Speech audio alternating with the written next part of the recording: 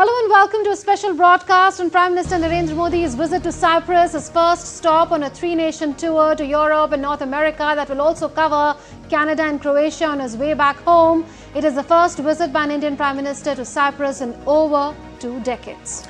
Indeed, and today is day 2 of PM Modi's visit to Cyprus, which is strategically positioned in the Mediterranean Sea and is at the crossroads of Europe, Asia and Africa. Now, on day 1, PM met the President of Cyprus, who came to receive him at the airport. He interacted with enthusiastic members of the Indian diaspora and also attended a business roundtable with Indian and Cypriot business leaders. Absolutely, and 2 key business-related MOUs were signed on Sunday. Today, both the leaders will have a tete-a-tete, followed by delegation-level talks and press statements by the 2 principals. And we'll give you a blow-by-blow account of the developments as they play out. My colleague Shubhendu Ghosh will be joining us with live updates, and experts and former ambassadors will join us to put the visit of PM Modi to Cyprus in its proper perspective. I am Ramesh Ramachandran, and with me is my colleague Munmun Bhattacharya. Yes. So first up, the top stories. On day 2 of his visit to Cyprus, Prime Minister Narendra Modi to hold talks with President Nikos Christodoulidis in Nicosia. Prime Minister Narendra Modi meets business leaders in Cyprus, calls the country a gateway to Europe, says India has a stable polity and clear policies. Prime Minister Narendra Modi calls for strengthening bilateral ties between India and Cyprus, says the cooperation between the 2 nations holds significant development potential.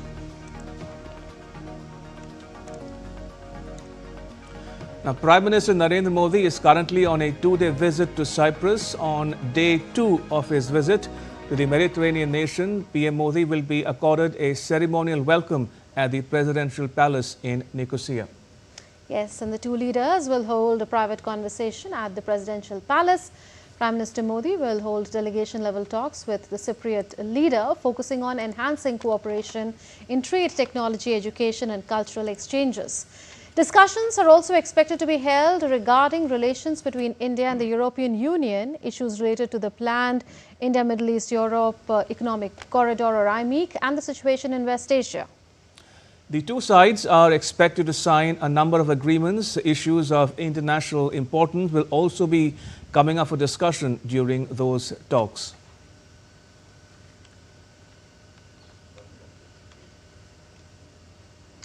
DD India's Shubhendu Ghosh is now joining us from Nicosia in Cyprus, the capital of Cyprus, in fact. Good morning to you there, Shubhendu. Tell us, what can we expect on day 2? There's a lot of promise that this visit holds, considering that Cyprus is the first foreign destination for Prime Minister Modi after Operation Sindoor. Absolutely, Munmun. Hello, Ramesh. A hugely significant visit of Prime Minister Narendra Modi, as you rightly mentioned, comes as a first foreign visit after Operation Sindoor and the Pahalgam terror attack. Where I am right now, this is just the lawns of the Presidential Palace. We are on standby, in fact, for Prime Minister Narendra Modi's arrival to the Presidential Palace of Cyprus here in Nicosia, which is the capital of this island nation. This is the venue for the ceremonial welcome for Prime Minister Narendra Modi. And in the Presidential Palace, the leaders will then proceed with the delegation level talks. And the gamut of issues in focus. We've got some insight into it vis-a-vis the business delegation meeting that Prime Minister Narendra Modi had on day 1. A greater emphasis on boosting trade and investment in one another's country. There were business leaders who had gathered from different sectors from India and from Cyprus, and their expectations was that more opportunities are created for businesses of India and Cyprus to work together. And in these delegation level talks, all eyes are on the manner in which these engagements could be taken forward, especially the engagement of the financial markets of digital public infrastructure that India has, such as UPI, the manner in which Cyprus could also be a part of it. That would be one part of it. Then there's people-to-people connect, which is very significant. It's a small Indian diaspora population here, but a very thriving one. Professionals, most of them engaged in engineering, information technology. In that sense, India is also seen as this rising power which has it's sort of set up at the right place as far as innovation and investment into technology, green technology is concerned. And Cyprus and India would want to take forward that green partnership, Cyprus being an island nation, being particularly vulnerable to climate change and such developments, wants to invest significantly in green technology. Prime Minister did mention about India's commitment, 500 gigawatts of renewable energy, but also supporting like-minded nations with their journey towards a cleaner future. So a host of areas, and also a statement of the leaders on security issues, on the theme of counter-terrorism, which really brings the two nations intimately together. They speak in one voice, they stand in solidarity with one another. Cyprus also has had a history of invasion, which sort of continues in many ways as far as the Cyprus question and dispute is concerned. And India has been a solid partner, has been a steadfast supporter of the Cyprus cause and said that it should be resolved in a peaceful manner as per international laws. So both the countries, like-minded, looking in the same direction, expectations are high. What comes out of the leaders' meeting? Indeed, Shubhendu, as we wait for the talks to begin now, I want to ask you, spent the last several days in Cyprus. You were in Limassol, you also now seen Nicosia. Give us a sense of how the visit is shaping up as we speak, and also give us a flavor, if you will, about the Indian diaspora in Cyprus. Right, Ramesh, so it's a relatively short visit. Prime Minister Narendra Modi arrived yesterday, and by this afternoon, he would be concluding his tour here to Cyprus. But it's coming after 23 years, over 2 decades, and the expectations were very, very high. The diaspora in particular, it's a vibrant diaspora. When Prime Minister had come, people, Indian origin people of all age groups, little children, babies with their mothers, had also come to welcome a Prime Minister, all in their traditional attire. So in that sense, they're also taking forward India's cultural connect, and that brings the two countries together in a very special manner. They have come to a foreign land, but they carry their culture with them, with the friendly people of Cyprus. They share their stories, they share their food, the cuisine, the culture. In that sense, it brings the two nations closely together. They're representative of the Indian culture here. And Prime Minister did mention the kind of good work that they're doing, businesses which are taking forward India's strengths, prosperity, and message to foreign lands such as Cyprus. So in that sense, the diaspora holds great promise. Their expectations are also high. They want greater engagement between India and Cyprus. We know that the geopolitical location, geographical location of Cyprus is a strategic one. It's a gateway to the Mediterranean, to the European Union, to Europe. India is seen as a very exciting big market which Cyprus wants to engage with.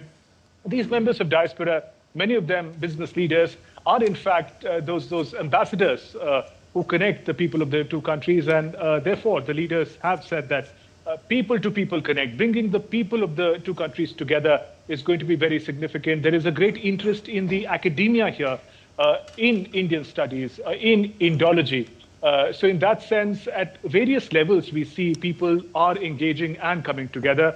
And it is only a matter of time where this relationship gets boosted even further as the leaders, once we hear what they discuss and agree to, and the ways in which the two nations could come together and work. And so in that sense, and coming to the point about how this visit has been, Ramesh, we divided broadly into 2 parts. Day one was a sort of informal engagement with the diaspora members, with the business community members. And today, it's a day of more formal engagements. We'll have the ceremonial welcome, the delegation level talks, Indian Prime Minister and the President of Cyprus sitting across the table to take forward the discussions. There'll be a very special visit to a historic center by Prime Minister Narendra Modi in Cyprus, in Nicosia, in the capital. It's part of the municipality, Old Town municipality of Nicosia. Why it's important is that this history of invasion and violence that Cyprus had to suffer, in a way, it's a memorial to that place. From there, you can actually catch a glimpse of that divided line. You know, Cyprus is now divided into a part which Turkey had invaded and it continues to control. So that the yearning of the Cypriot people to unite the nation, which is a 50-year-old desire, really. So Prime Minister's visit to the center is also going to be an important step forward, important symbolism of solidarity with the country which stood with us when we faced challenges of cross-border terrorism. Ramesh? Yes, Shubhendu. So, Prime Minister Narendra Modi got a warm reception. You are telling us on day one itself, and we started to see the outcomes on day one itself, and now some more hours to go for the outcomes to be fully known of this leg of Prime Minister's three-nation tour before he departs for Canada. We'll keep coming back to you, Shubhendu, for more. Right, let's pull up some more news for you. PM Modi on Sunday participated in a business roundtable at Limassol along with the President of Cyprus. He called for strengthening bilateral cooperation in areas such as trade, investment and defense. Prime Minister Modi, who arrived in Cyprus on Sunday, addressed business leaders from India and Cyprus at the meeting.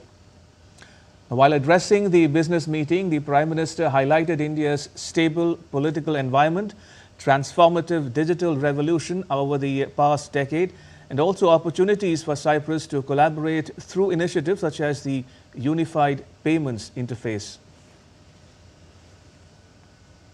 हमने ease of doing business के साथ साथ trust of doing business उस पर भी उतना ही बल दिया है। आज भारत में स्पष्ट नीति है, उसके साथ साथ स्टेबल पॉलिटी भी है।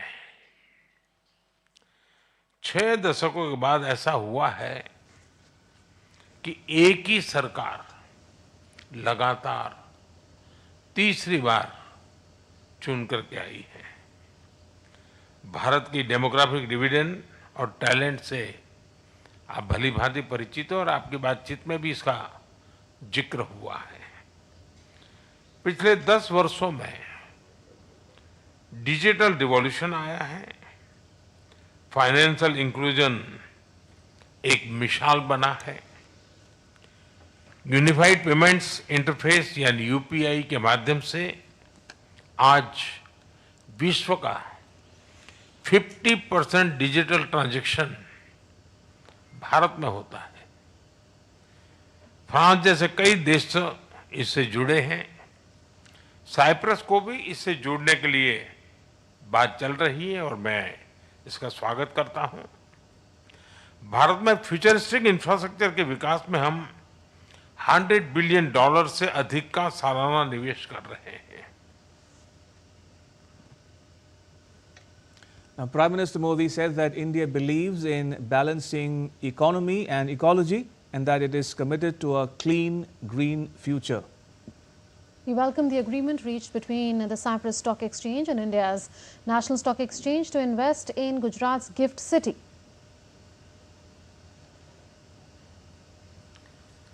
भारत इकोनॉमी और इकोलॉजी के बैलेंस में विश्वास करता है और उस पर हम प्रतिबद्ध हैं। एक क्लीन और ग्रीन फ्यूचर का रास्ता बना रहा है। 2030 तक हम 500 गीगावाट रिन्यूएबल एनर्जी के टारगेट को और बहुत तेजी से आगे बढ़ रहे हैं। ग्रीन शिपिंग के विकास और 2030 तक रेलवे को 100% कार्बन न्यूट्रल बनाने को और तेजी से काम कर रहे हैं।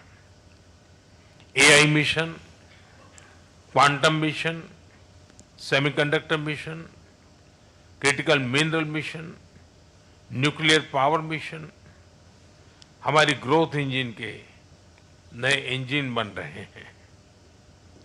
मुझे जानकर खुशी है कि साइप्रस की स्टॉक एक्सचेंज और एनएसई ने मेरे होम स्टेट गुजरात में गिफ्ट सिटी में सहयोग पर सहमति बनाई है।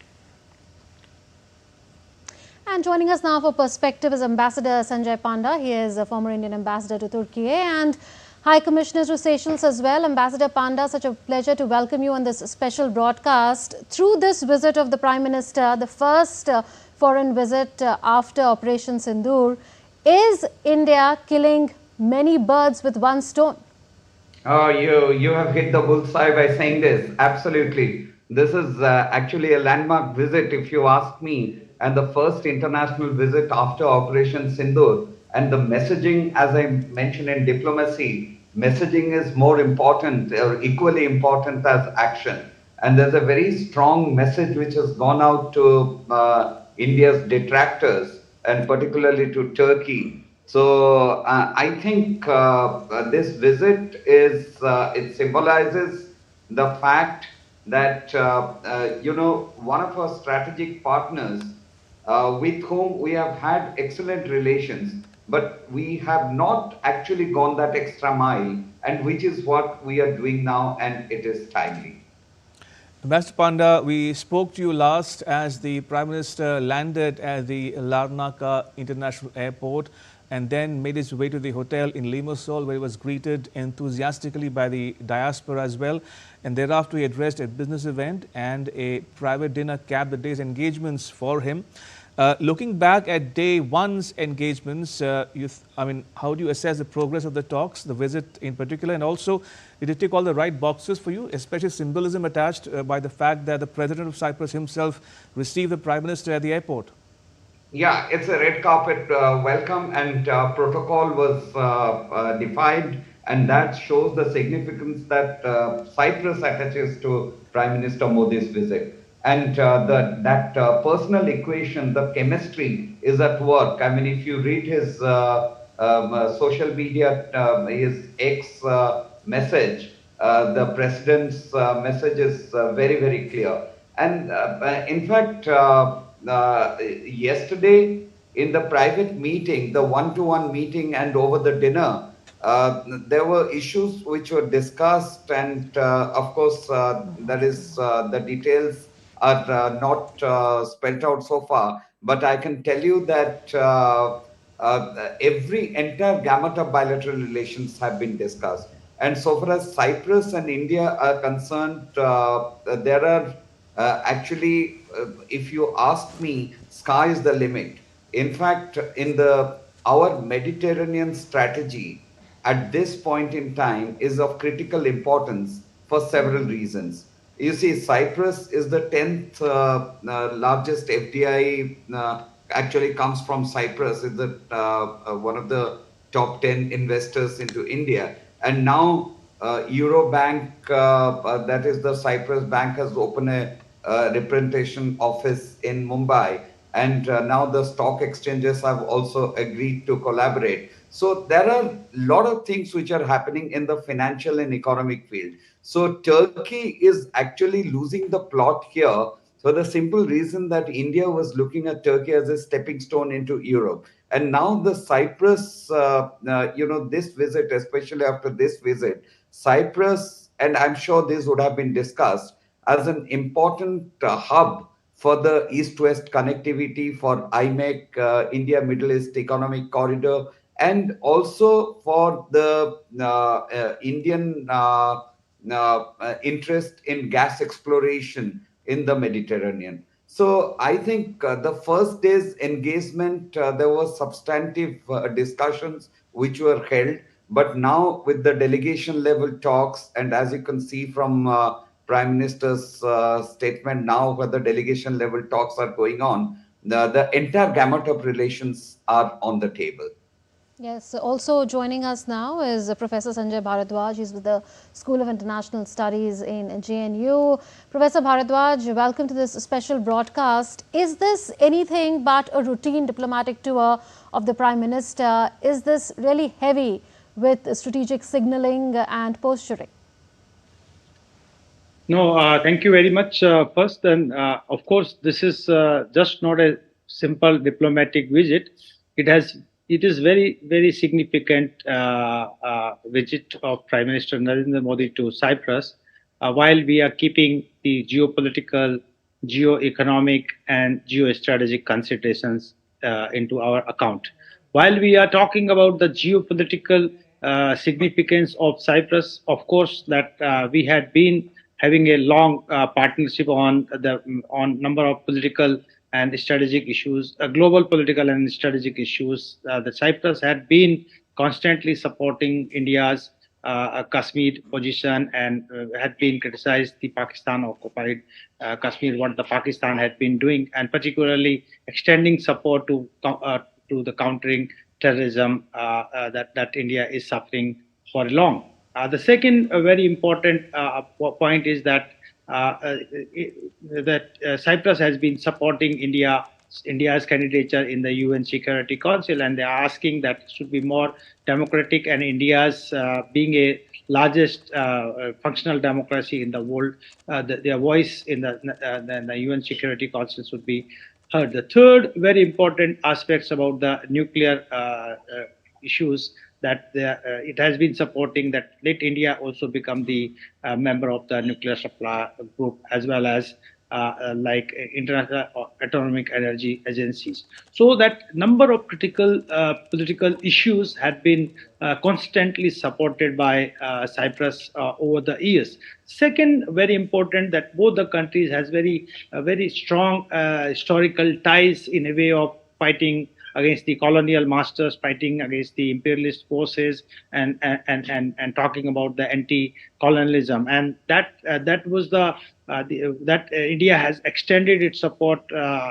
for the evictions of the colonial masters from Cyprus. And you can see after becoming independent, they have strongly supported the idea that India has plotted, particularly about the independent foreign policy under the NAM, non-alignment. So we had been historically closely working about, and we have very strong conversion of interest over the years. While I'm coming on the strategic point of view, you see that while India has been working on the Indo-Pacific strategy, and in this Indo-Pacific strategy, we are talking about the more about the inclusivity. Inclusivity is in the sense that we are trying to include the as much as the areas, but from beyond the Bollywood. I would say that the West Asia and the Middle East also we are considering that should become the part of the Indo-Pacific strategy, where India talks about free and open Indo-Pacific region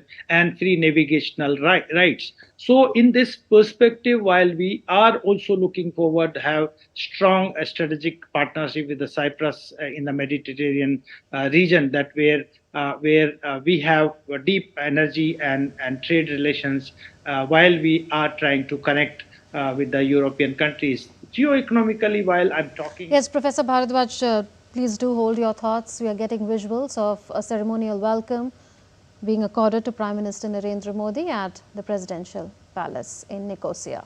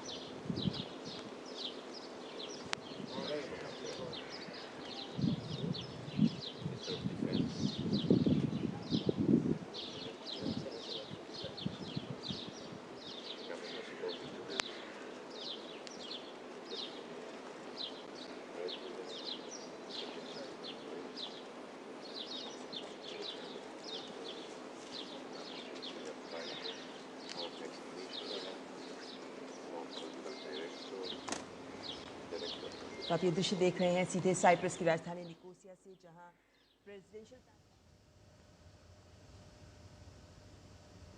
Visuals of Prime Minister Narendra Modi at the Presidential Palace in Nicosia alongside the President of Cyprus, Nikos Christodoulidis. It is expected that any time now a tete-a-tete will take place between the principals, followed by delegation level talks, which will be more formally structured, and press statements. Today is day 2 of Prime Minister Narendra Modi's visit to Cyprus. This is the first leg of his three-nation tour. After concluding his engagements in Cyprus, he'll be headed to Canada for the G7 summit and then to Croatia on his way back. This visit of the Prime Minister to Cyprus is extremely important. It's taking place after 23 long years, well over 2 decades. Previously, it was Indira Gandhi who had visited Cyprus in 1983, then followed by Atal Bihari Vajpayee in 2002. India and Cyprus are marking 63 years of their diplomatic ties. India has staunchly supported Cyprus from the days when it was fighting for independence from British colonial rule, and even today on crucial questions of sovereignty and territorial integrity, India stands by Cyprus, and Cyprus has also stood by India on all crucial issues, including counter-terrorism or India's candidature in a reformed, expanded UNSC or NSG membership, India's aspirations to be a key energy powerhouse.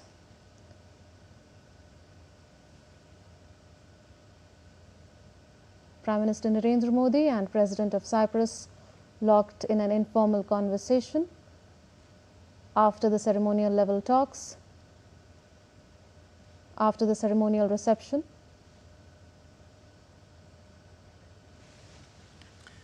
Today we saw the ceremonial welcoming accorded to Prime Minister Modi on day 2 of his visit to Cyprus. We still have with us our guests, Professor Bharadwaj and Ambassador Panda, to walk you through the significance in terms of symbolism and substance of the PM's ongoing visit to the island nation. Ambassador Panda, if we can come to you, talking about signaling and messaging.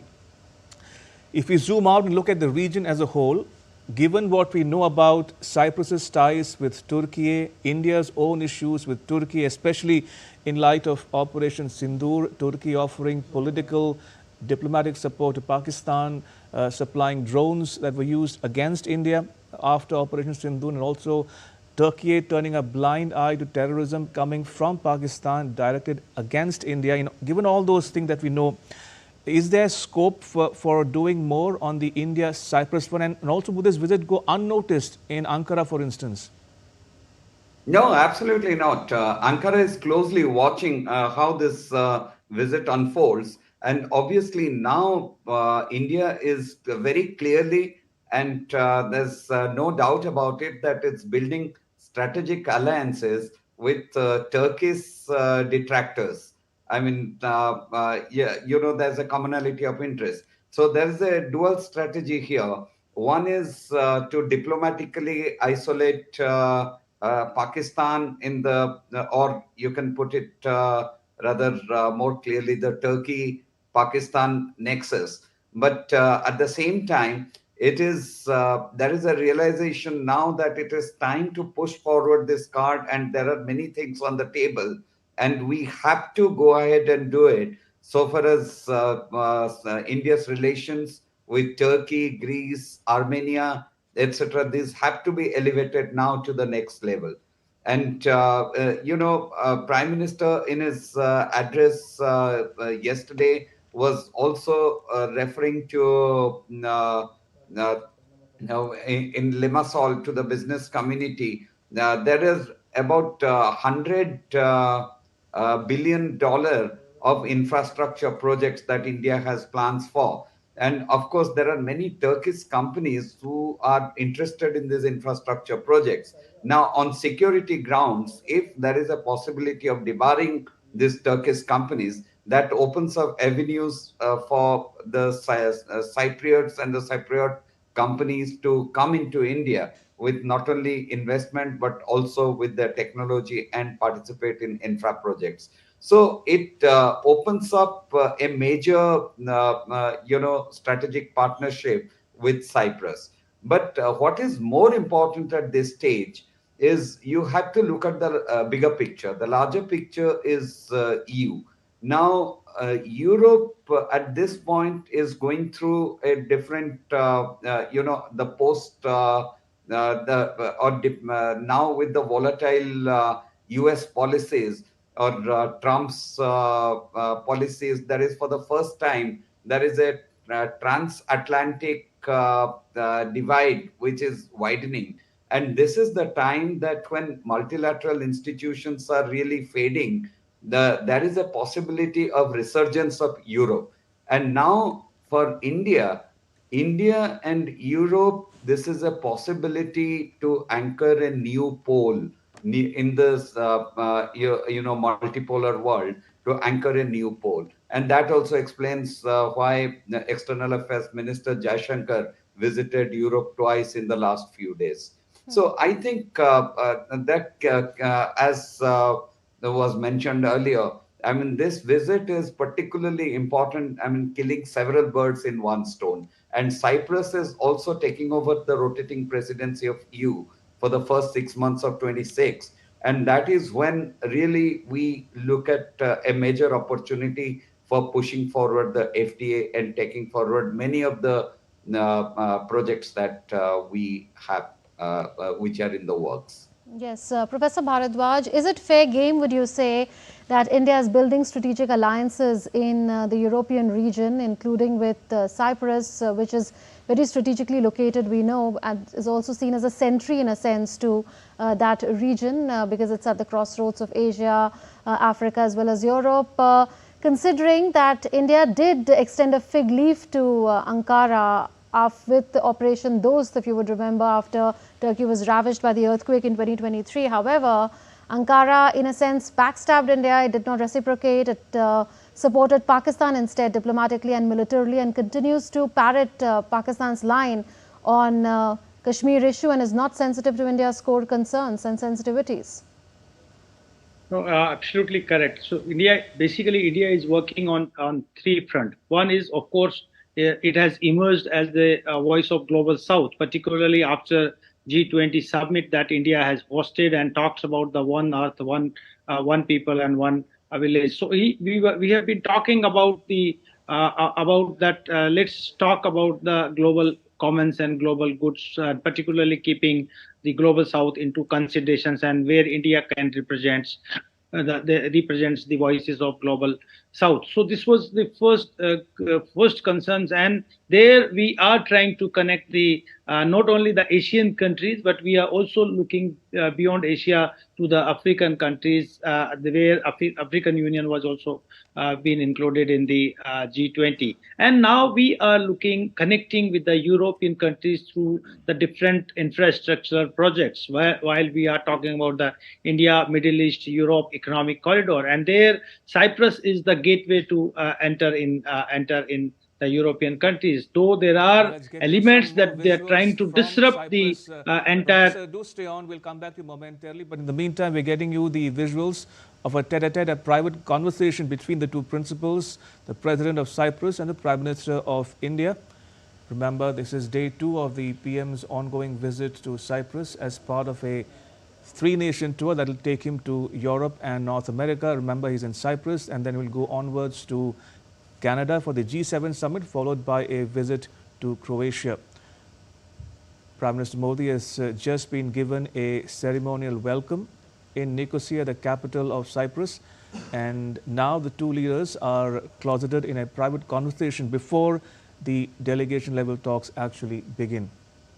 We expect progress across various domains between India and Cyprus. Remember, it's a partnership between trusted friends and partners, and the relationship really goes to the pre-independence era as far as Cyprus is concerned. Cyprus gained independence in 1960. Even before that happened, India stood by Cyprus in its demand and in its struggle for independence from British colonial rule. And since then, India has stood with Cyprus on its sensitive issues like the Cyprus problem or the issue of territorial integrity and sovereignty.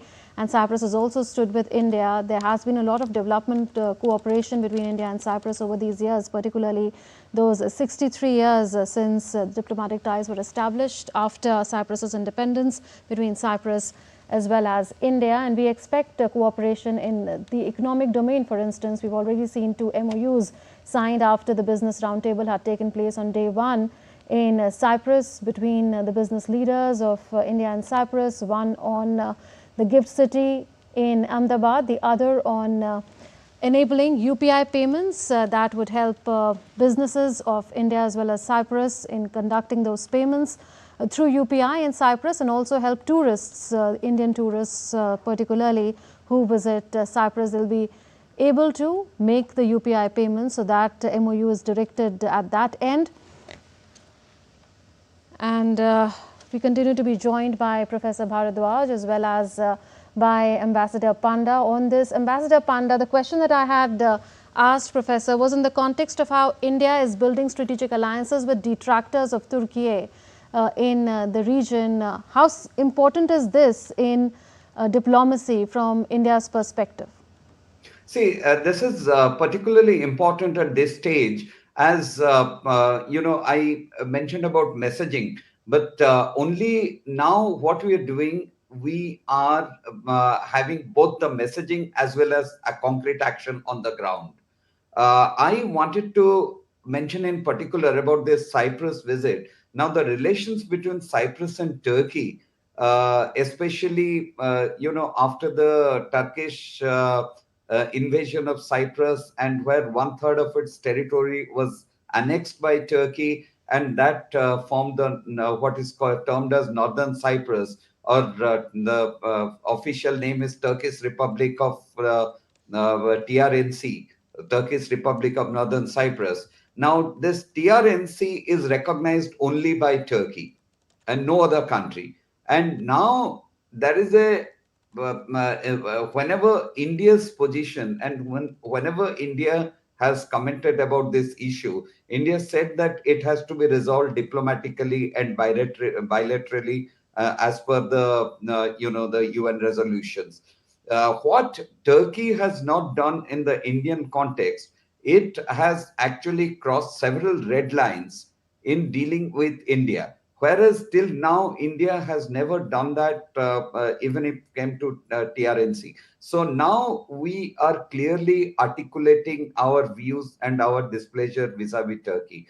But I would say that since we have diplomatic relations with Turkey even now, any knee-jerk reaction or any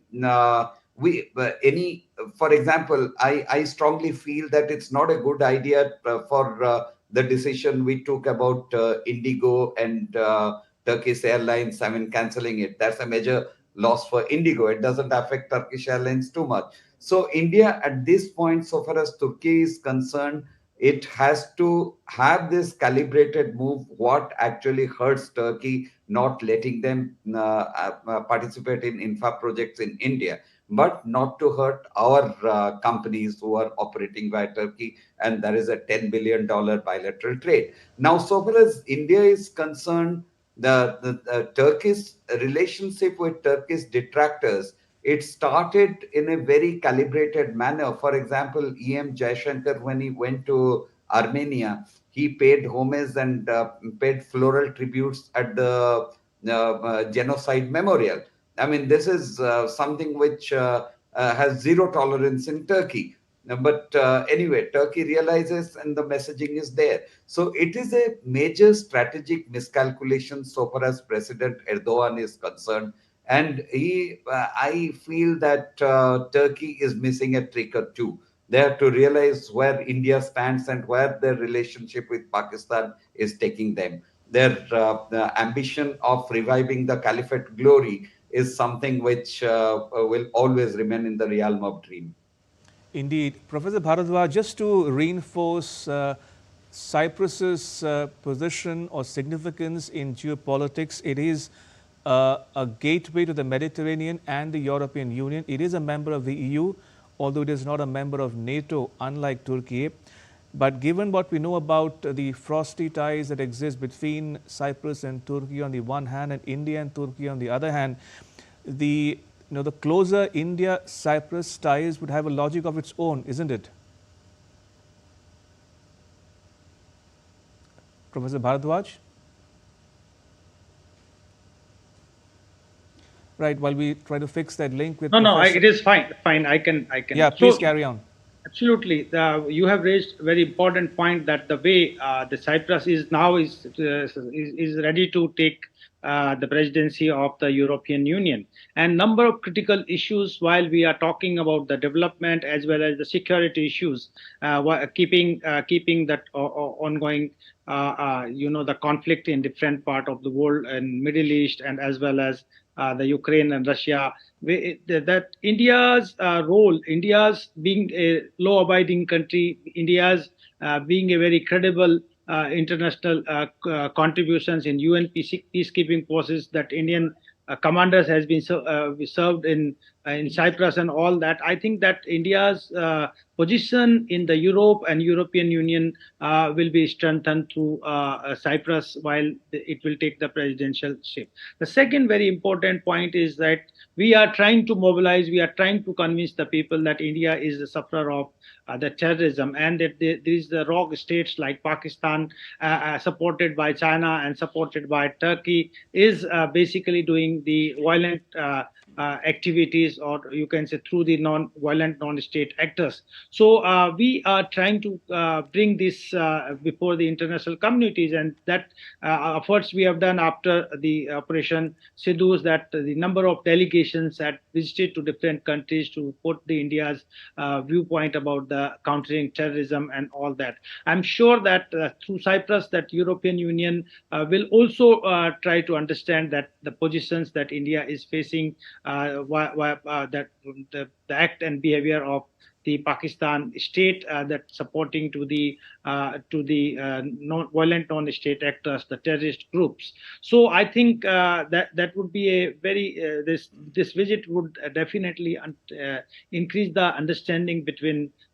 India and Cyprus to these very critical issues. The second point I've already mentioned, about the Mediterranean trade routes that India is trying to pursue, while after G20, there's India, Middle East, Europe economic corridor, where the disturbances are taking place in Middle East. Maybe they want to disrupt the I2U2 and this IMAC projects, and they are not willing to let India connect with the European countries through Israel and Cyprus, all these countries. But this may be delayed, but the commitment is very strong. While Prime Minister Modi is visiting Cyprus, they has categorically mentioned about this connectivity projects, and this is not going to stop with India also. That this corridor will be extended to the Southeast Asian countries, because India is already involved with the Tri-Nations road connectivity with Myanmar and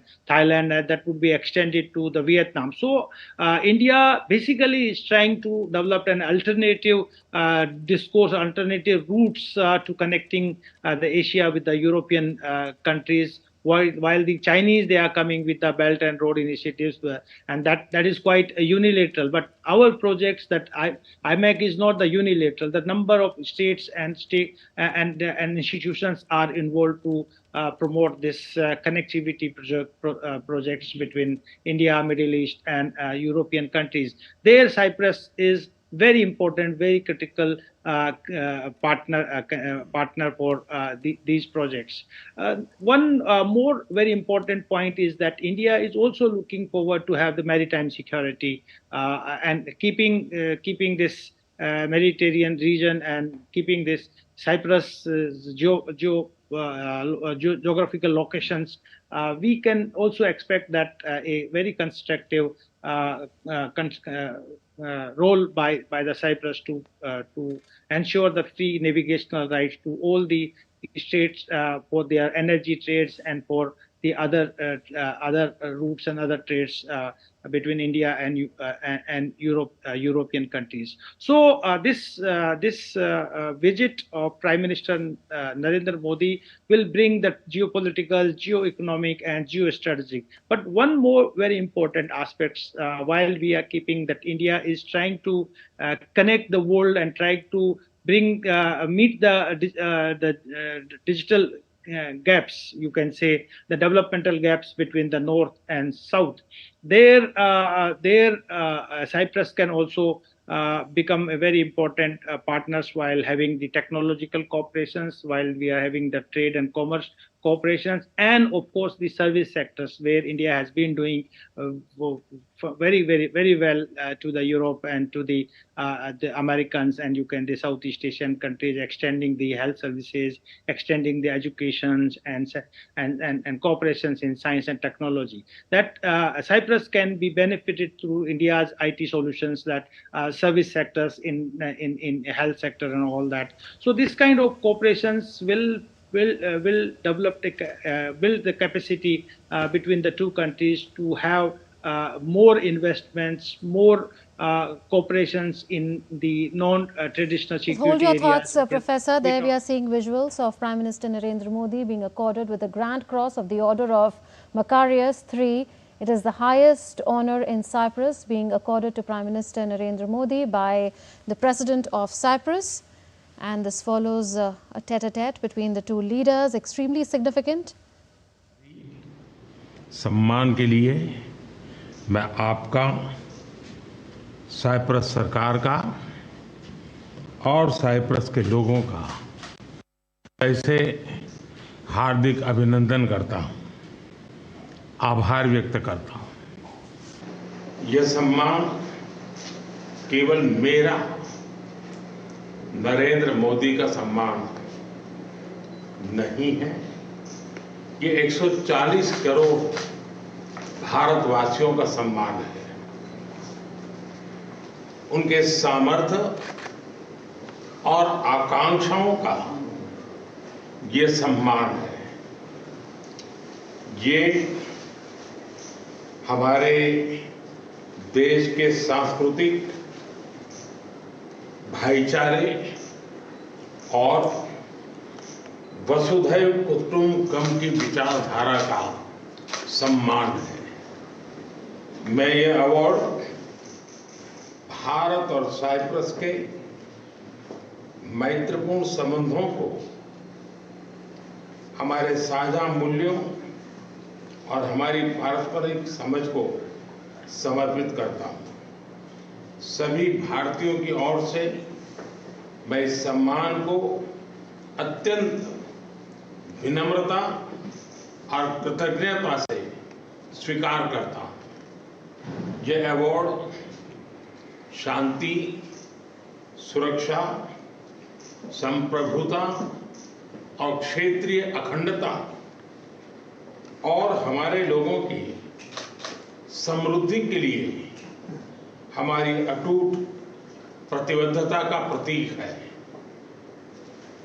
excellency, मैं इस सम्मान को भारत और Cyprus के संबंधों के प्रति एक जिम्मेदारी के रूप में इसका महत्व मैं समझता हूं और मैं उस भाव से इसको लेता हूं। मुझे पूरा विश्वास है कि हमारी सक्रिय साझेदारी आने वाले समय में और भी नई ऊंचाइयों को छुएगी। हम मिलकर न केवल अपने देशों के विकास को मजबूत करेंगे, बल्कि एक शांतिपूर्ण और सुरक्षित वैश्विक वातावरण के लिए, उसके निर्माण के लिए भी मिलकर के योगदान देंगे। मैं फिर एक बार इस सम्मान के लिए आपका हृदय से बहुत बहुत आभार व्यक्त करता हूं। So, Prime Minister Narendra Modi has been conferred with Cyprus's top honour. Remember, Prime Minister has already been accorded with the top honours by more than 22 countries, and the list is only growing bigger and larger. Prime Minister has dedicated that award that the Prime Minister has been conferred with. It's called the Grand Cross of the Order of Macarius III, the highest honour in Cyprus, to the 140 crore Indians, or 1.4 billion Indians.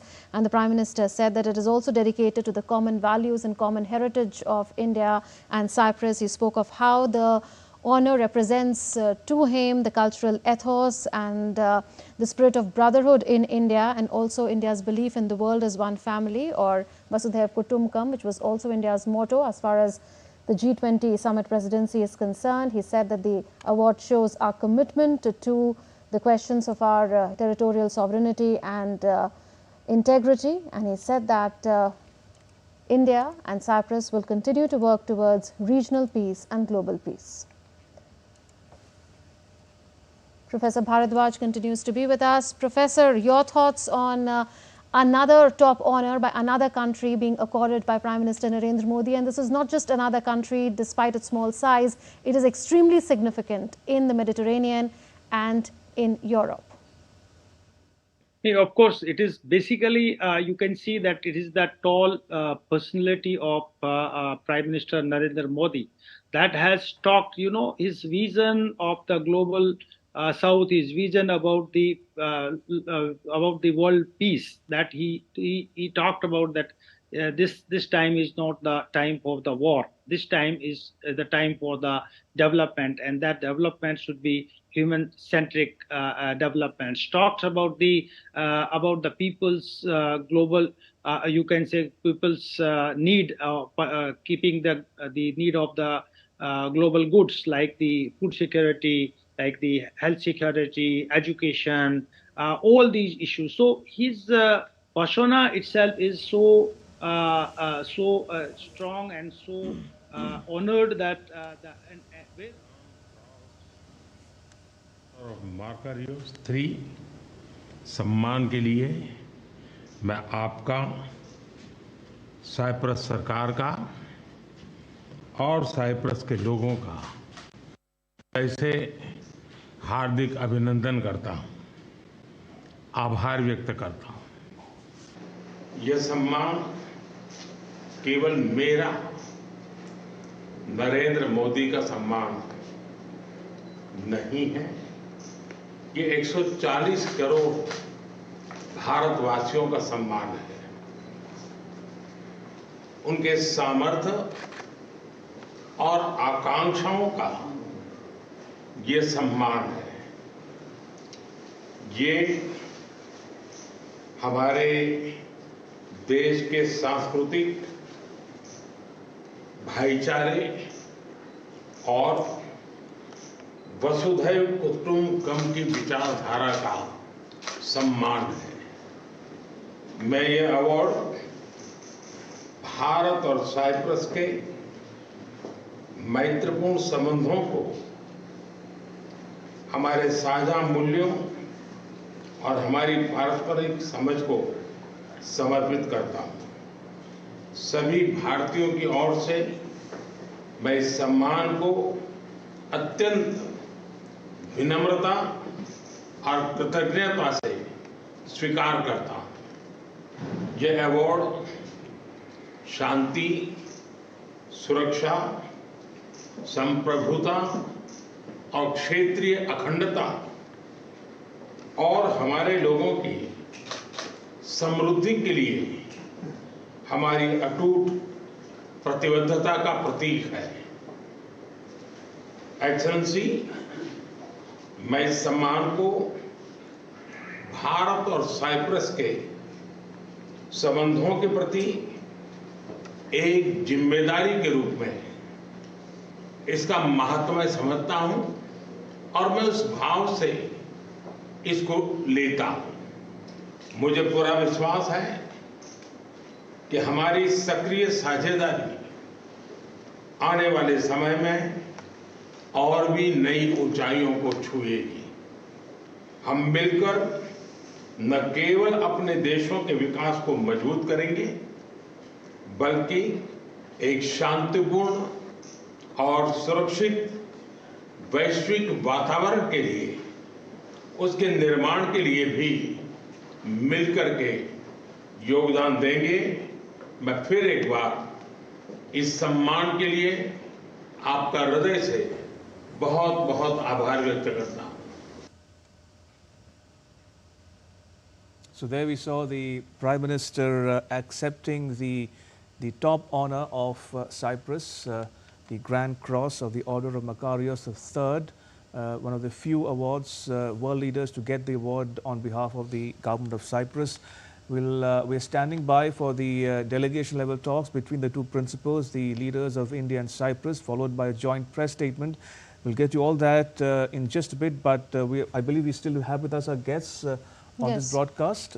Yes, Professor Bharadwaj, the point that Ambassador Panda was making earlier of how it is important that India has strategic alliances with various countries in the region, and why it makes sense to continue to stand with Cyprus on the issue of its territorial integrity and sovereignty, on the issue of the Cyprus problem. I would want to ask you about whether you would extend the same argument to how Turkey treats Cyprus in the maritime domain, because we often see India and the world questioning what China does in the South China Sea, but here Turkey says that Cyprus cannot assert its maritime rights as any other country because it does not enjoy those exclusive economic zone rights because it's a very small island nation, which again is in contravention of the international law. So do you think that this is also a point that could be mentioned in the joint statement later when it's out in print?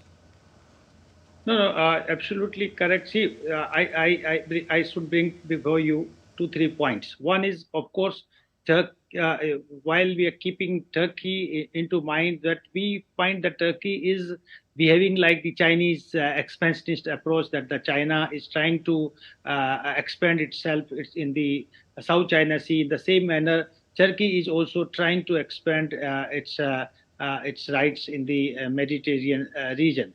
But keeping Cyprus and India into mind, we have to be very clear that both the countries, either Cyprus or India, both are law-abiding country, and we believe in the UN Charter, and we are basically strictly following the UN resolutions, either in the case of the Kashmir issue or on the territory that has been forcefully occupied by Turkey in Cyprus, that we are asking that let the UN resolutions should be adopted to release, to free this territory which has been occupied by Turkey. And both the countries like Cyprus and India is against these kinds of imperialist, these kinds of expansionist approach of any country, either in Europe or in Middle East or in South Asia or in Southeast Asian countries, and that brings there is a conversion of interest. Like number of countries in Southeast Asia like Vietnam, they want to develop the close partnership with India to counterbalance the Chinese hegemonic tendencies, Middle Kingdom theory. In the same manner, Cyprus is also looking forward to have a strategic partnership with India to counter the hegemonic tendencies of Turkey. You know, Turkey is now a new, you can say, a new ambitious country in the Islamic world. They want to take the leadership of Islamic world into its account. That if I remember correctly, that in 2021 there was one Islamic summit, and there were race between Turkey, Iran, and Malaysia, that we will lead the Islamic world, and that it has been with the Saudi Arabia, that it should come either to the Iran or to the Turkey, that they will lead. But we are the world is very much clear. The Islamic world is very much clear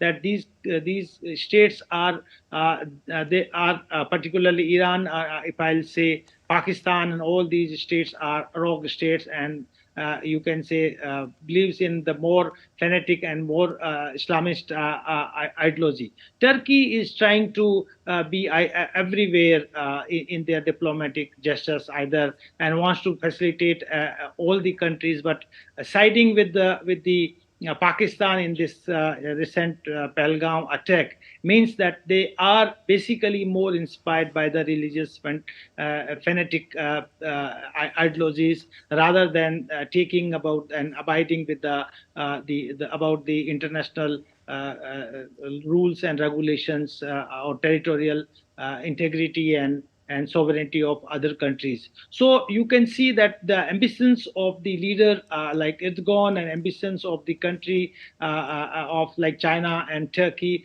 are trying to volatile or trying to create unrest in different parts of the world. And now the liberal democratic countries, they are trying to mobilize, trying to come together to counter these rogue states, these expansionist states in its strategic policies. India, of course, always talking about the human centric development. India is, of course, the home of the, Mahatma Gandhi and home of Gautam Buddha. We talks about the non-violence, and Cyprus has also celebrated 150th birth anniversary of Mahatma Gandhi. They have also set up a statue of Mahatma Gandhi in Cyprus. So they are highly inspired the ethos and values and the principles of the Indian culture, Indian society, Indian leaders that has been dominating discourse in recent past. Of course, that India's Prime Minister Narendra Modi's vision to promote the Indian heritage, Indian culture, Indian medicine, Indian methods of life like yoga, that has also been popularized and accepted by around 177 countries in the world, and Cyprus is one of them. So you can see that India's soft power techniques and strategy has impressed number of countries in the world to develop a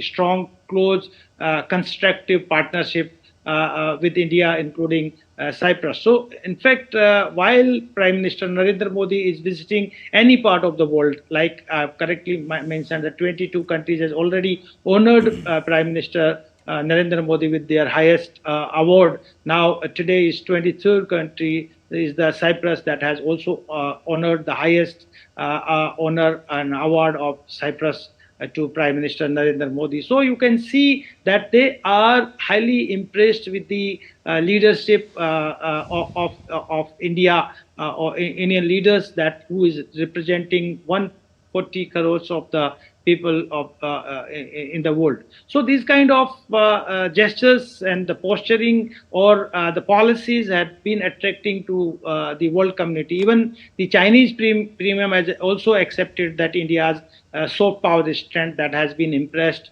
to all over the world. Wherever you are going, we are proud to be Indian. And the way the Indian diaspora community are greeting to Prime Minister Narendra Modi, even in Cyprus, you can see that the slogans of Bharat Mata Ki Jai and Vande Mataram, and the way Prime Minister Narendra Modi was greeting to the Indian community by Namaste and by handshaking and all that has showing that we are very accommodative, we are very inclusive, and we respect the humanities. We do not believe to hegemonize any person or any country for their for our self interest. So these kind of values have been attracted India towards the in the international fora and international. So these are the things that you can see that all the countries in the world, either in the Southeast Asia or in East Asia or in the European countries, they want to develop a comprehensive strategic partnership with India. They want to have a developmental tie with India. They are also trying to, because India is also a emerging middle class market. It was 5th largest economy. Now it is becoming 3rd largest economy in the world. It is attracting all the countries who are looking India as a as a market, particularly in the crude oil and all that. And the Mediterranean Sea is having a huge potentials of the hydrocarbon and crude oil resources that India is looking forward to have this participation, exploration in these areas to have constant energy supply to the Indian market. In the same manner, the communities like this Cyprus is also looking forward to have more investment in India. Now it is the 10th largest investor in India, but we are targeting about $100 billion investment in India. While there were a cultural summit in Cyprus in 2023, India's eight startup programs has participated in this in that cultural summit, and so you can see that the India's visibility all over has been witnessed, and it has attracted number of investors, number of companies to invest in India, and Indian scientists, Indian doctors, Indian nurse, Indian IT specialists, they are all very much welcomed, and they are all very much appreciated everywhere in the world, either in the Europe or America or other major economies and the world. So you can see that there are number of opportunities, number of expectations, and number of agreements that India is trying to develop with Cyprus, particularly while Prime Minister Narendra Modi is visiting to this country. And then the same points would be raised while Prime Minister Narendra Modi is participating in G7, where he will put forward the arguments and the expectations of the global South, while particularly the global commons and the environmental issues. Prime Minister Narendra Modi is very fascinating about the green energy, and he has initiated the International Solar Alliance, and through that we are promoting and transitioning the energy towards the renewable energy, like either solar or you can say wind energy. And we are also trying to use the battery systems and all for transportations and all that in Indian cities. So you can see that we are very committed to the international norms. We are very committed to the Paris Agreement.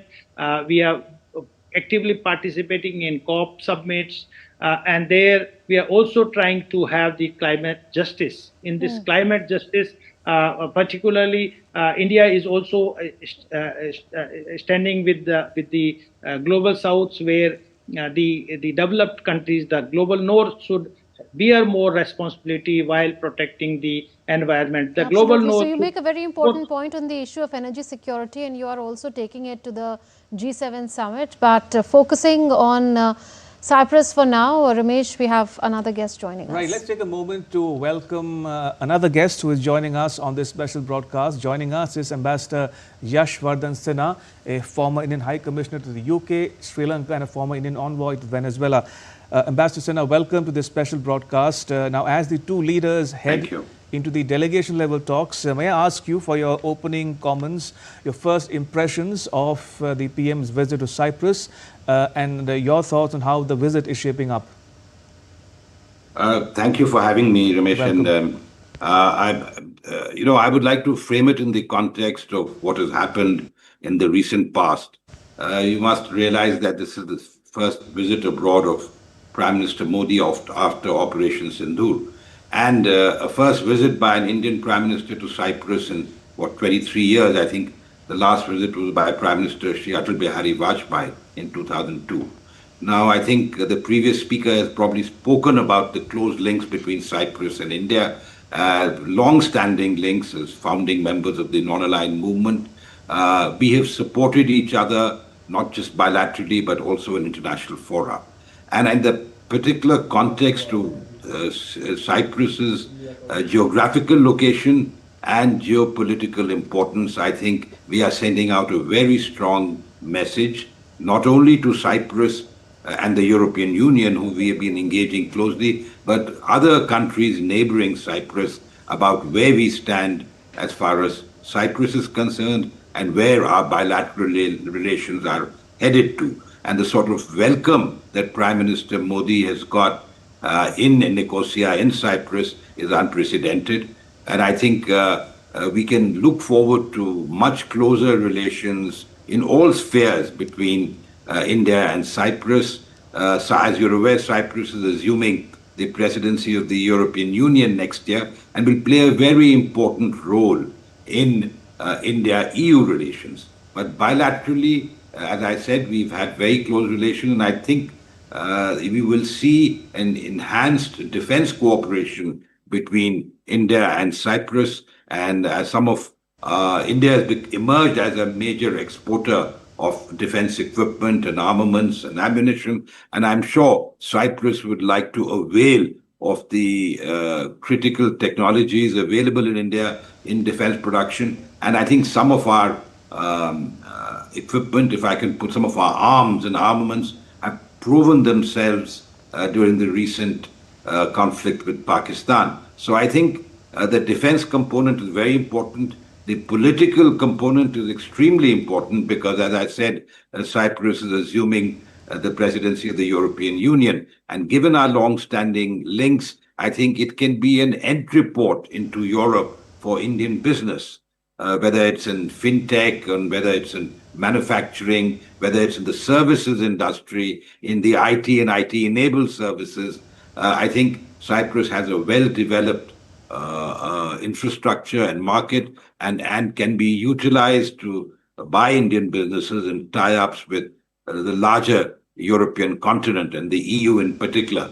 So I think this is the right moment for our Prime Minister to be in Cyprus, and he is headed to the G7, which again will be very important for India since he has been, this is his sixth visit, I think, to a G7 summit as an invitee. And I think India is a very valued and cherished partner as far as the other G7 countries are concerned.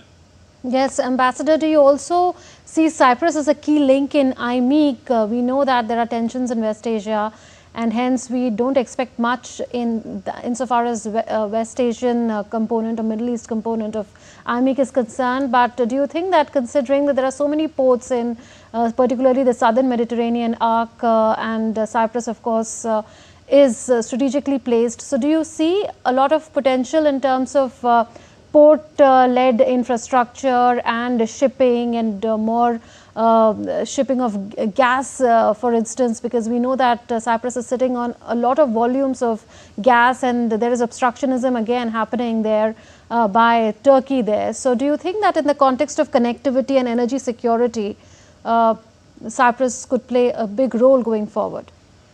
Absolutely. I think it's very important because as far as the IMEC goes, I think Cyprus would play a key role. And as you mentioned, because the latest tensions between Iran and Israel and the very disturbed Middle East situation, we hope that this is a passing phase and matters would be resolved sooner than later, because for us, connectivity to Europe is very important.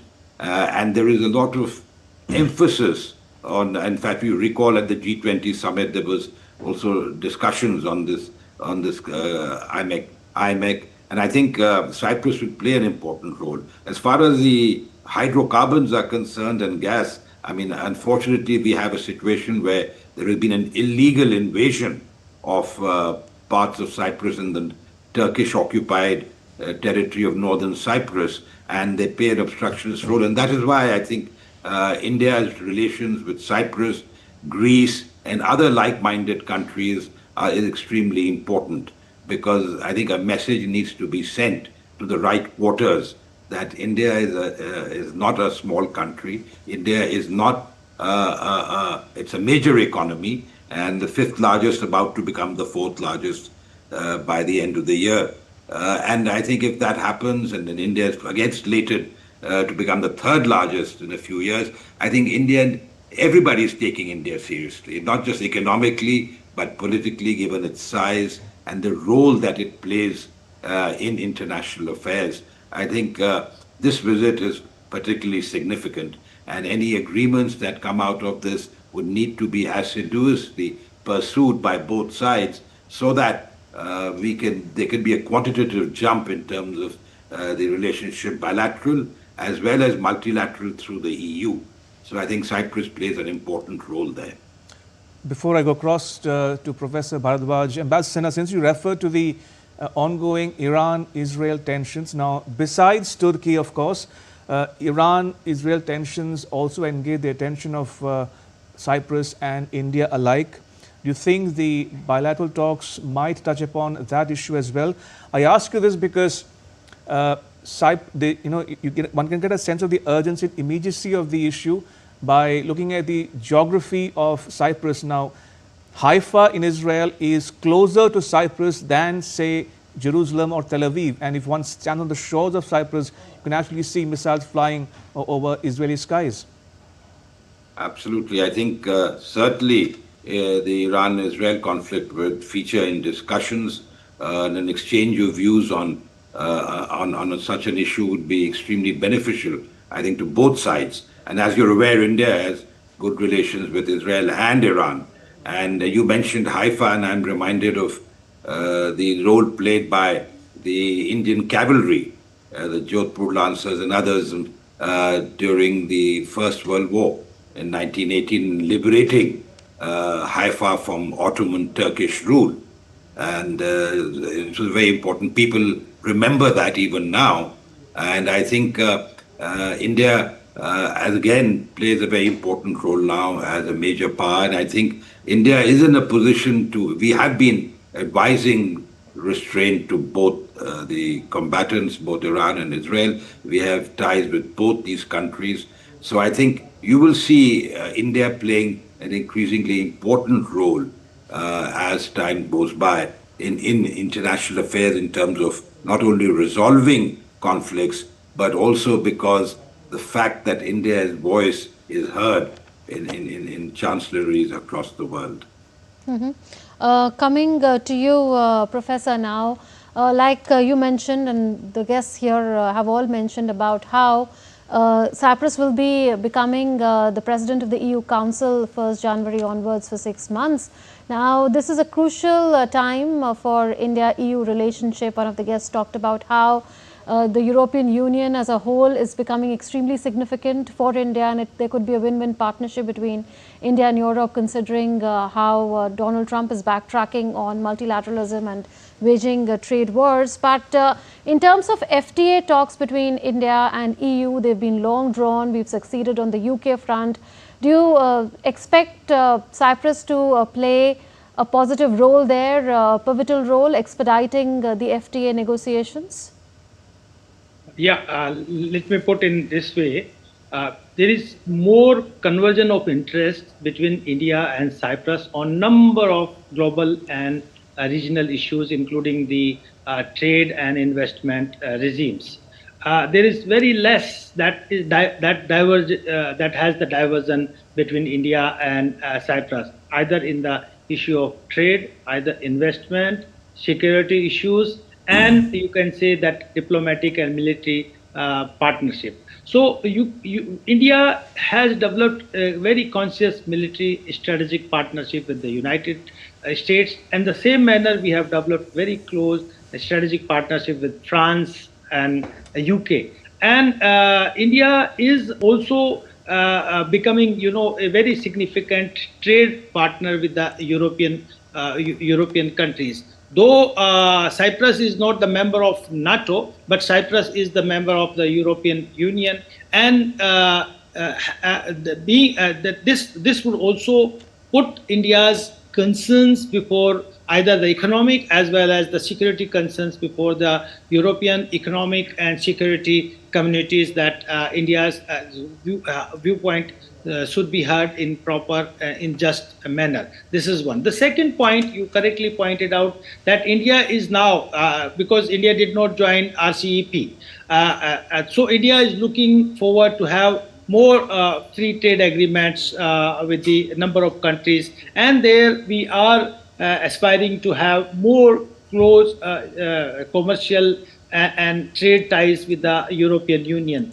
And we are also looking forward to have our products destinations to the European countries. So definitely India is looking forward. Let the Cyprus being the president, the chair of the European Union for the coming year onward, will put India's case in a more effective way. Now, let me put one very important point to understand this Cyprus and India relations in general.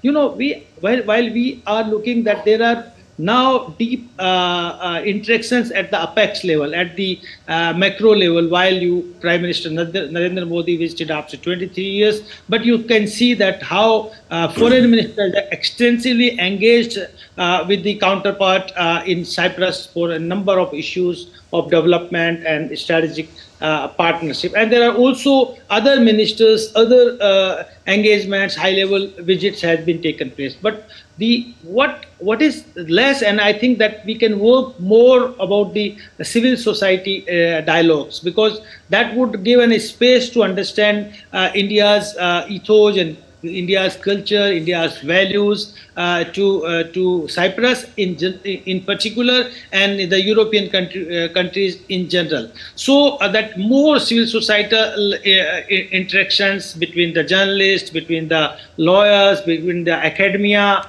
and like you can say track two diplomacies between the two countries can strengthen India's partnership, India's viewpoint in the European Union through Cyprus. And I'm sure this would further enhance that people-to-people contact at the micro level, and that is very important because Indian movies are very popular in Cyprus. India's web series are now also becoming very popular, and they are very much familiar with the Indian culture and ethos through the Bollywood and all that, yoga, all these. But this would also be further institutionalized while Cyprus is taking the chairmanship of the European Union. So you can see that this partnership with Cyprus would be a comprehensive partnership that would further with the European Union, where India is looking very eagerly to have this close strategic partners, because India sometimes there are the number of factors. While the Chinese has come out with the Belt and Road initiatives,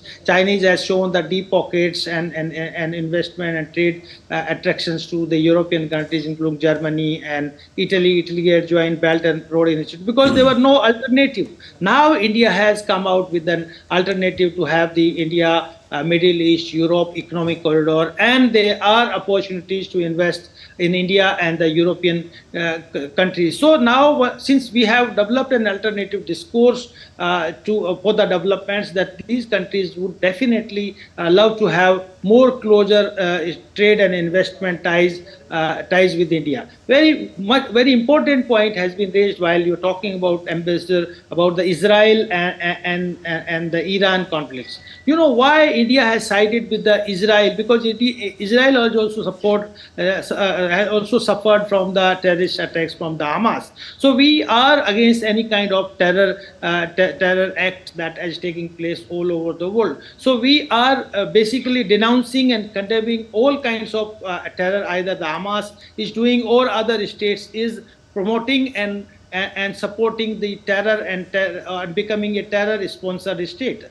Turkey has become a terror-sponsored state while they are supporting Pakistan in the recent Operation Sindoor, or you can say that endorsing the Pahalgam attack in Kashmir. So I think these countries should be isolated, and I'm sure that Prime Minister Narendra Modi's visit to Cyprus will isolate Turkey and Pakistan from the European communities, and that G7 participation, G7 will further isolate these countries who are promoting and supporting the terrorism. And I'm sure that the other countries who had also been sometimes that hurdle in bringing the terrorists on trial, like the Chinese, they were not happy to include the terrorists in the UN blacklist and all that. I'm sure they will also learn that any kind of terror acts would not be accepted. And one more very important point, and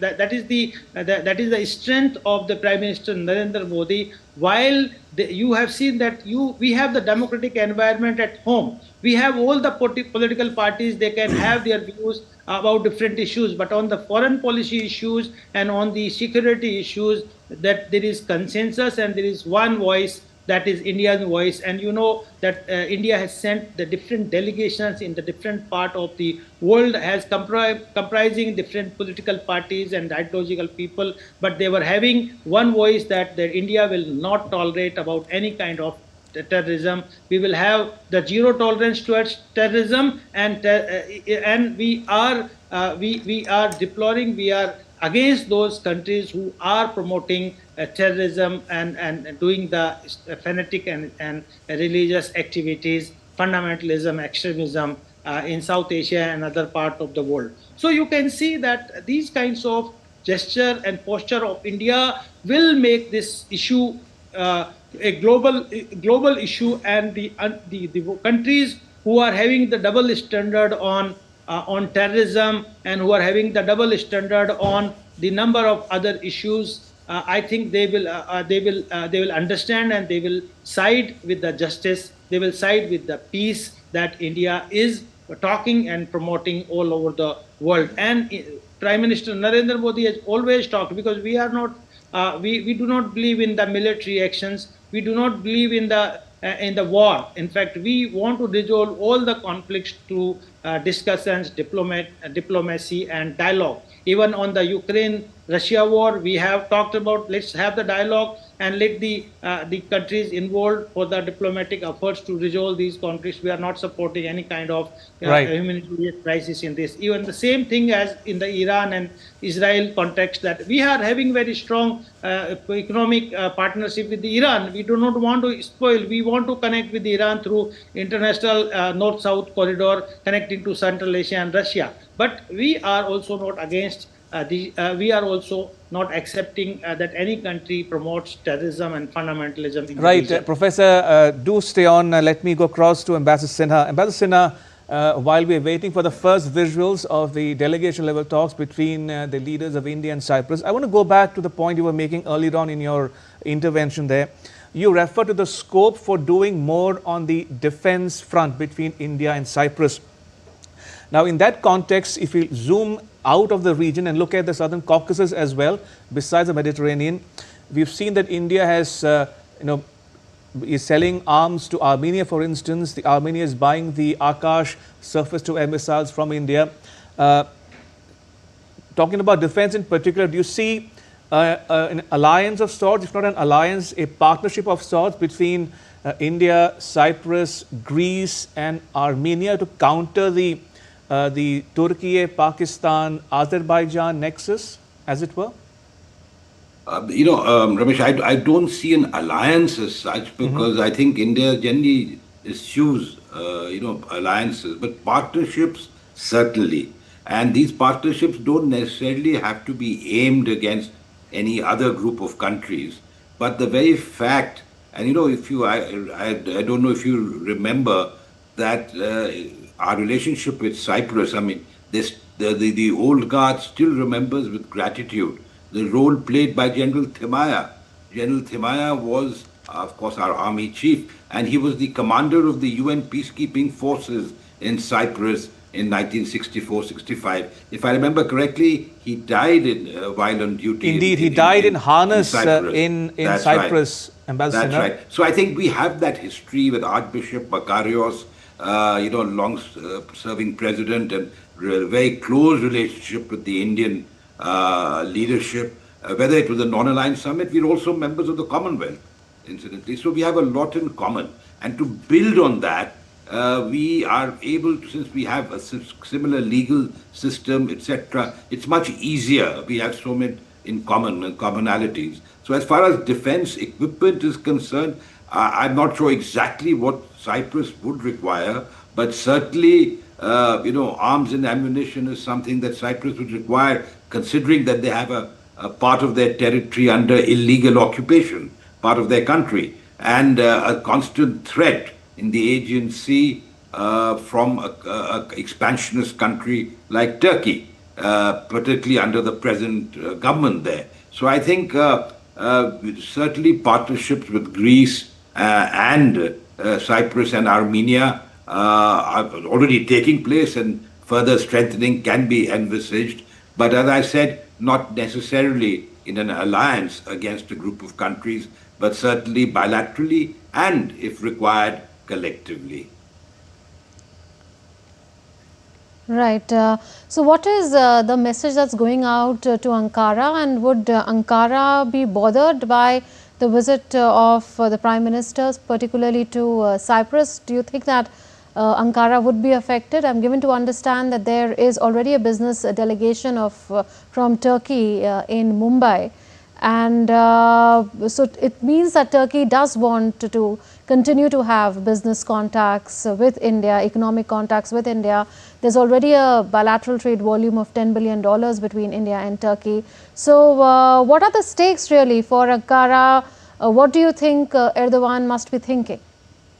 You see, as far as Turkey is concerned, India is a very important partner, and Turkish relations also go back. If you remember, if we recall, Mahatma Gandhi used the Khilafat movement in the early 20th century to try and unify India. I mean, the Indians to fight against the British.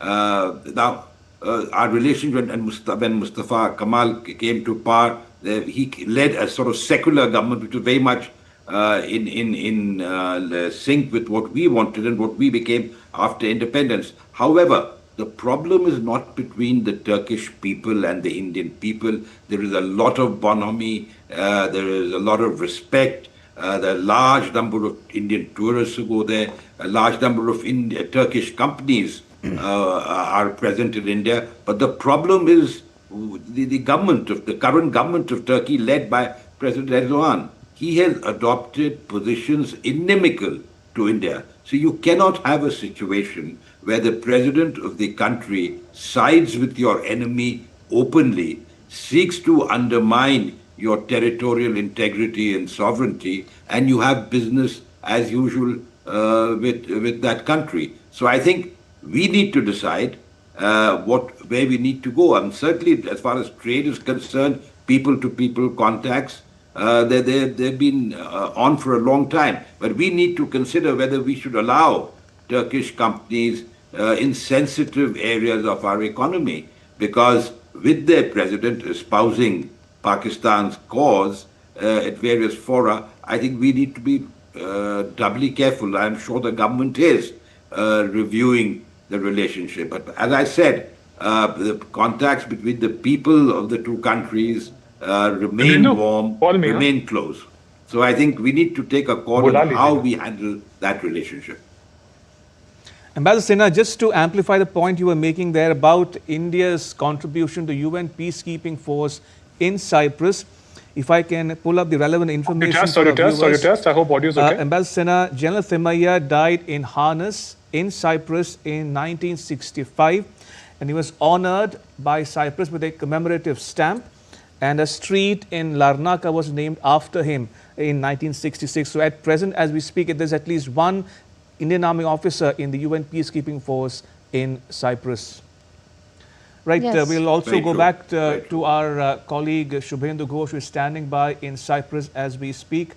We'll try to connect with him in just a bit. But going back to our guest, Ambassador Sinha.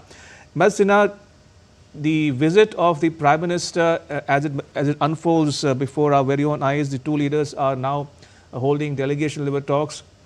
In terms of significant or substantive outcomes, besides symbolism, of course, we saw the President of Cyprus receiving him at the airport yesterday. In substantive terms, any specific outcome that you in particular would be looking forward to? I think on three fronts, I think there should be progress. One, of course, is in terms of our political relations. They've been very close, and as the professor mentioned, that even though a summit-level meeting is taking place after 23 years, at least a bilateral visit to Cyprus is taking place after 23 years, but there have been close contacts with the foreign officers in both the countries, our foreign ministers, etc. So politically, there will be a further strengthening an exchange of views on the very dire situation in the Middle East, if I could put it that way, and also as far as the economic cooperation and trade and investments go. As I mentioned earlier, Cyprus is an entry port for us to Europe, and with the FTA pending, I think Cyprus is going to play a major role. And with the tariff wars unleashed, there is considerable volatility in the international trading environment. And the fact that we were able to agree on an FTA with the UK is a positive thing. And I hope the EU, and I think EU does realize the importance, because after all, why would they come with their president and 26 or 27 odd commissioners to India at one time last year? So that was a message being conveyed. And I'm hopeful that we would be able to agree to a mutually beneficial FTA, sorry. And the third component would be security, defense and security. Yes. I think we need the closest cooperation Yes. between our two countries. And I hope something emerges from this visit. Right. We'll be watching out for the outcomes of Prime Minister's visit to Cyprus. Shubhendu Ghosh, our correspondent in Cyprus, Nicosia particularly, the capital, is joining us. Shubhendu, our delegation level talks on. Also, what happens after the press statements? Right, Munmohan, as we speak, the delegation level talks are on. It'll be interesting to note the manner in which the two leaders take forward the engagement between India and Cyprus. The expectations are sky high, particularly in the domain of trade and investment, in the manner in which the strengths of one another's economy for India, particularly the digital public infrastructure, of the financial infrastructure, such as Unified Payments Interface, UPI, what is the manner in which Cyprus could in fact be a part of it. Those are some of the areas of interest on the point of security. The nations have always spoken in one voice. They've taken a similar stand as democracies, as supporters of international law. How the leaders also articulate the current geopolitics is something that will be interesting for us to look out for. There's greater emphasis on renewable energy, on innovation in that domain in particular, and clean energy. India has set an ambitious target for island nations. It is a crucial step forward to ensure the survival in the future. So in that sense, renewable energy, clean energy future, clean tech is an important prospect to discuss. Startup, also young innovators from both the countries, how could they come closer, work together for the prosperity of the two nations are also high on agenda. Connectivity, again, we're waiting to learn about the manner in which that IMEC, the ambitious India, Middle East, West Asia, Europe corridor, could in fact be taken forward. It was announced during India's G20 presidency in Cyprus, later Croatia. The Prime Minister would visit in the third leg of his foreign tour. Would also be an important component of it. So expectations are very high. We'll have to wait and watch what are the areas in which agreements are reached and what kind of vision ahead is presented by the two leaders. Shubhendu, we don't intend to prejudge the outcome of those talks, but that said, do you think, given the past precedents of joint statements between India and Cyprus, which have spoken about both countries being on the same page as far as the Cyprus question is concerned, the territorial integrity of Cyprus, do you think that will figure in the joint statement or the joint press statement? Expectations are on the similar line, Ramesh, and quite frankly, both countries have always spoken very clearly on the matter. India has always, in very clear terms, supported Cyprus's right to sovereignty, to territorial integrity, and especially in the context of the Turkey question, the invasion and the aftermath since the 1970s.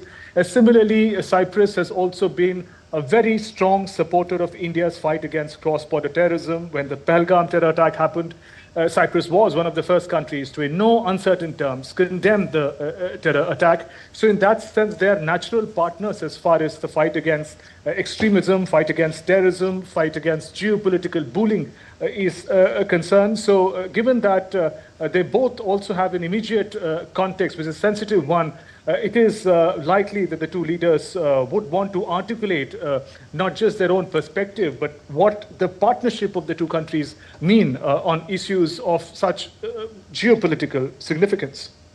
Yes, we'll leave it at that. Shubhendu, we'll let you go to cover the press statements by the two principals. Well, Ambassador Sinha, coming to you, do you think the time is right now to upgrade the India-Cyprus relationship to a strategic partnership? When Prime Minister Narendra Modi had gone to Greece in 2023, you would remember that India had, and Greece of course, had upgraded the partnership to a strategic partnership level. Do you think the time is right to upgrade the relationship in one way or the other? I would certainly think so, given the current situation in the region, in the larger region of that. I think Cyprus is a time-tested old friend, and I think it plays an important role, even though it's small in size. It has a very important role to play in regional politics and geostrategic affairs. And I think it will be the benefit of both the countries if we upgraded this relationship. I think more than upgrading the relationship, I think is the content of the relation that's important. And because we have so much going together and such a history, I think we really need to build on that. And we can build, as I said, on multiple fronts. And I'm sure the Prime Minister will be taking forward this relationship to a new level, which would only be commensurate with the close ties that we've had with Cyprus in the past. Right, Ambassador, now do stay on. Let me bring in Professor Bharadwaj back in the discussion. Professor Bharadwaj, I want to ask you the question that we asked of our colleague Shubhendu Ghosh in Cyprus. Now, while we are waiting for the talks to end and the leaders to appear before the media for a joint statement, looking at the outcomes from previous joint statements between India and Cyprus, do you think this time again the two leaders can be expected to focus on issues such as zero tolerance to cross-border terrorism and also territorial integrity and sovereignty of both countries? I think correctly, security would be one of the prime objectives of the statement, joint statement.